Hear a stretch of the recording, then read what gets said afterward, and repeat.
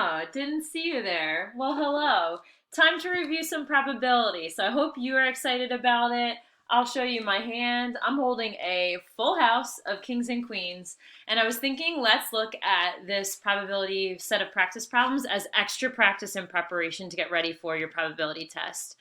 There's not enough time for me to go through every single question, and I do think it would be valuable for you to try a bunch of these on your own and then just see what questions you have from there. But I was thinking we could do a best of. We could look through each page of the practice problems and talk about either my favorite ones or just some that are a little bit more thought-provoking than the rest. On the front, you see a lot with counting properties, a lot with deciding whether order is going to matter or not, and deciding whether you're going to use a permutation or a combination. I think, I hate to say it, let's go to page 2. I see some good ones there, starting at the very top of page 2, numbers 15, 16, and 17. So speaking of cards, and you'll see that in a lot of these practice problems, a flush is a hand of 5 cards that are all the same suit. So 5 diamonds, 5 clubs, 5 spades, 5 hearts. What is the probability, this is what we'll start with, what's the probability of being dealt a flush from a standard deck of playing cards? So a 5-card hand, all of the same suit. Well, probability. We have to decide up top, we'll say probability of getting dealt a flush in a 5-card hand is number of ways to get a flush for the theoretical probability divided by the total number of 5-card hands. I think that is your best way to look at this one, because we could just look at the top and the bottom separately, and I think we'll come up with some combinations for these. And I say combinations, not permutations, because when you are playing cards, all the cards you get are in your hand. The order in which you got those cards doesn't have an impact. You still have the same hand. Up top, how many ways can you get a flush? Well, how many different types of flushes are there, right? For a flush, you have to have all 5 of one suit. You could have all 5 spades, clubs, diamonds, or hearts. There's 4 ways you can get a flush in terms of 4 different suits you could choose from. Then think of how many ways could you get a flush once you've chosen a suit. So 4 for the suits. How about we use a combination, since order doesn't matter too much here? Out of the 13 of each suit, you have to choose ways you can use 5 of those. So up top, this product represents the total number of ways you could get a 5-card flush. On the bottom, total number of 5-card poker hands, or 5-card just hands from the deck, is going to be 52 cards to choose from, and you're choosing 5 without order mattering. Carefully get that into the calculator. This one can be written as a fraction, 5148 over 259, because I typed this in separately, 2598960 is what it comes out to be. We'll say 8960. And that can be reduced and reduced, right? You could cut each of these in half and keep going and going. For a lot of these, we'll let you just round it. Use your calculator the whole way. Round it to the nearest maybe thousandth or 3 significant digits. So I'll say 0.198, like that. So using combinations really does help you get a probability here. Keep that in mind. We've seen this cookie question before. I just want to refresh it. So it says number 16. This one's not too bad. Find the probability. You're going to randomly pick 2 cookies, one after the other, and you're going to get 2 cookies with no chips. So a no chip cookie followed by another no chip cookie. Well, for this, I don't think there's any tricks. You've got these 2 cookies. You're choosing from how many total? This is making me hungry. 16 total cookies, and you have to pick how many have no chips. 4 have no, I'm sorry. It's not 16 cookies. It's 16 plus 4 cookies, right? 16 do have chips. The other 4 don't. So out of 20 total, 4 don't have chips. Now you've picked one. It doesn't say that you put them back without replacement. So we'll say over 19, the 19 that are left over, there's 3 left with no chips. So multiply, feel free to cancel some of this stuff. 4 goes into 25 times. You get an exact probability of 3 over 95. And if you're interested in the decimal, I put 3 significant digits, 0.0316. Now we try 17. I want you to circle this one. Find the probability that you randomly grab 10 cookies all together and that 4 of them have no chips. Think of this one just like we thought of this card question in number 15, that you randomly grab 5 cards and you've chosen 5 cards that are all the same suit. Same thing here. Number of ways to grab exactly 10 cookies with 4 having no chips over total number of ways to grab 10 cookies out of 20. The bottom's a little easier to construct than the top. You are grabbing 10 out of 20 to choose from. Up top, this is an and question. We need to have 4 cookies with no chips, and we need the other 6, right, out of the 10 to have chips in them. So 2 different combinations, since the order in which you pick the cookies still doesn't matter. So 4 that have no chips, you have to pick all 4 of those, right? And then times, I'll multiply that by out of the ones that do have chips, which I think were the 16, right, that were left over. You got to fill out 6 more cookies make 10, 16C6. So 2 separate combinations multiplied, one for without the chips and one for the ones that you get that do have chips. You're going to multiply to check your answer on this one. Lowest terms fraction, 14 over 323, and rounded decimal, about 0.0433. So I liked those questions. Some good ones in this section. I'm looking down at this bottom dice section. We've seen a lot where we construct a table that helps us get the sum, the possible sums if we roll 2 dice. I'm going to pause the video if you want to too, and if you haven't already, construct this table with 1, 2, 3, 4, 5, 6 along the top row and along the first column too. So I'll just pause so I don't waste your time while I construct it. Okay, time in. I've got my chart here, which should come in handy at least for these 3 sum questions. Maybe we'll start with number 30. It says, what's the probability the sum you get on the 2 dice is either a 7 or an 8? Or means add. Add up the 6 cases of getting a 7 plus the 5 cases of getting an 8. 6 plus 5 gives you 11 over the 36 total outcomes for what you can get coming up on 2 dice. 6 on the first die, 6 outcomes on the second die gives you 36 total. And that looks good. That's a lowest terms fraction. Not really too tough. Sum is at least 3. At least 3 would be 3. This is a lot of the cases. It's almost all of the cases. This one deserves a circle. It's a lot to count up. 3, 3, 4, 4, 4, all the 5, 6, all the way up through 12.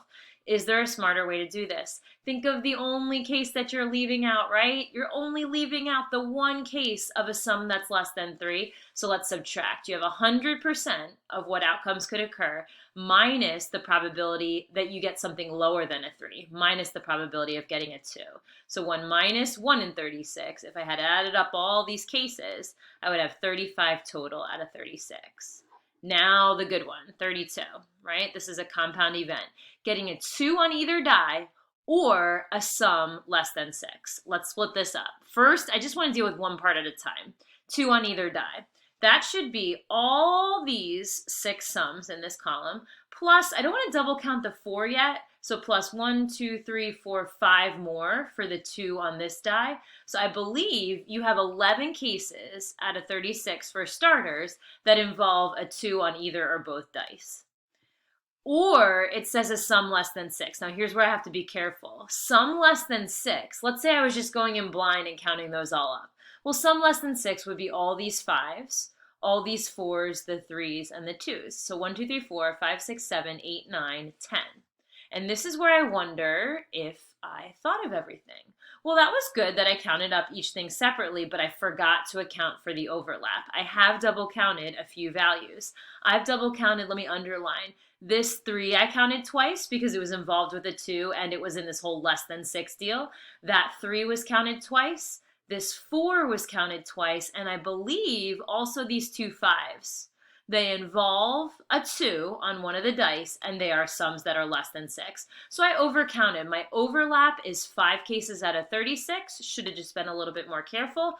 Add those up, you get 16 out of 36, and a lowest term fraction could be 4/9. So there's something to think about with 2 dice and sums. All right, what do we have in store on the next page? I kind of like this whole section about picking 2 cards. I think there's some really good ones in here, especially this one. And then if there's time for it, I love to talk about this section that where you're picking a few more. So can we skip right to one that I think is a really good, spicy question? It says, Joe picks 2 cards from a standard deck of playing cards. Find the probability of just getting a 10 and then a black card. I mean, think about it. If I was going to backtrack and do 33, there wouldn't be much to it. A red card, there's half the deck, so 26 red cards out of 52. and then a black 4. Well, you picked a red card. That doesn't affect the black 4s. These events are independent of one another. So there's still only 2 black 4s out of the 51 cards that you have left over. The 4 of, spades and the 4 of clubs. You would multiply these, reduce, and get your answer. I'd trust that. This is a little trickier, right? And this we haven't seen too much. Probability of getting a 10 and then a black card. Well, I want to say there's 4 10s out of 52, and there's how many black cards out of 51? I don't know. Should that be 26 because maybe the 10 you picked wasn't a black 10? Or should that be 25 just in case the 10 that you picked first was a black 10?